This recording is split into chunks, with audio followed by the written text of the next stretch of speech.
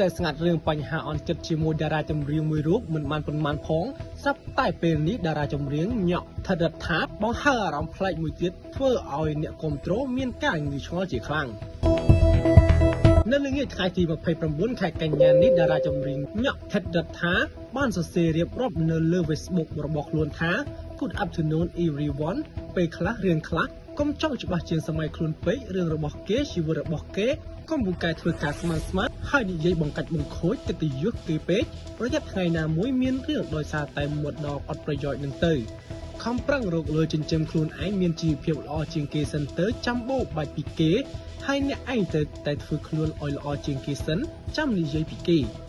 អ្នកគ្រប់គ្រងជាច្រើនបានងឿឆ្ងល់បន្ទាប់ពីឃើញតារាចម្រៀងញ៉ក់ថិតរដ្ឋាបង្ហោះសារបែបនេះបើតាមប្រភពព័ត៌មានពីអ្នកស្និទ្ធជាមួយញ៉ក់ថិតរដ្ឋាបានបង្ហើបប្រាប់ថារដ្ឋាមានអារម្មណ៍មិនសប្បាយចិត្តជាមួយនឹងអ្នកស្គាល់គ្នាដែលបានដើរនិយាយមិនល្អពីនាងនិងគ្រួសាររឿងរ៉ាវយ៉ាងណាទៀតនោះញ៉ក់ថិតរដ្ឋានៅពុំទាន់បញ្ជាក់ច្បាស់នៅឡើយទេ